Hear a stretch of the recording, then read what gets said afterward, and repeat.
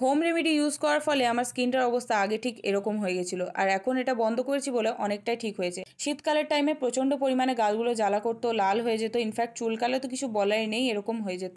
আর এখন কিন্তু সেটা অনেকটাই বেটার হয়েছে। আমি কফি মাস্ক, হলুদ, ইনফ্যাক্ট তার সাথে সাথে আমি দইও ইউজ করেছি, লেবুও ইউজ করেছি, কিছুতেই কিছু হয়নি। স্কিনটা দিন দিন খারাপ হয়েছে, এখন সেটা কিন্তু অনেকটাই বেটার। যখন আমি জানতে পারলাম যে আমার ড্রাই স্কিন, তখন আমি ইউজ করা শুরু করলাম 2% নাইসিনামাইড জেন্টাল ক্লিনজার, যেটা ছিল ডার্মাকোর। এটার কারণে ফেসটা কিন্তু অনেকটাই সফট থাকতো। তার সাথে আমি ইউজ করতাম এখানে সিরাম হিসেবে 10% নাইসিনামাইড ফেস সিরাম, যেটা ছিল অ্যাগেন ডার্মাকোর, বাট এটা আমি ফার্স্টে 5% দিয়ে 2-3 মাস ইউজ করি, দেন তারপরে 10%-এ আসি। আর তার সাথে ময়শ্চারাইজার আমি এখানে ইউজ করতাম পন্ডসের এই ময়শ্চারাইজারটা। এটা যেহেতু ওয়াটার বেসড, তাই সেই কারণে আমার কোনো রকম কিন্তু স্টিকি ফিল হতো না। এটা গ্রীষ্মকালেও খুব ভালো কিন্তু ইউজ করা যাবে।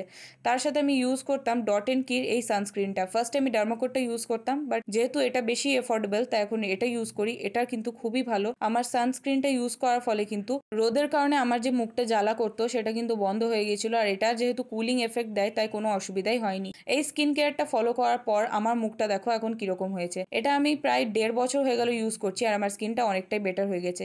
আর এই গোটা স্কিন কেয়ারটা কিন্তু অনেকই কম খরচায় হয়ে যাবে যদি তোমরা এগুলো পার্পেল থেকে পারচেস করো। বিশেষ করে যাদের ড্রাই স্কিন, তারা কিন্তু অবশ্যই এই স্কিন কেয়ারটা ফলো করবে। তোমাদের মুখ একদম যা ছিল তার থেকে অনেক গুণ ভালো হয়ে যাবে। বাকি তোমাদের কারোর যদি অন্য কোনো স্কিন টাইপ হয়ে থাকে আর যদি স্কিন কেয়ার প্রোডাক্টের সাজেশন লাগে, তাহলে তোমরা আমাকে অবশ্যই জিজ্ঞাসা করতে পারো, আমি রেকমেন্ড করে দেবো।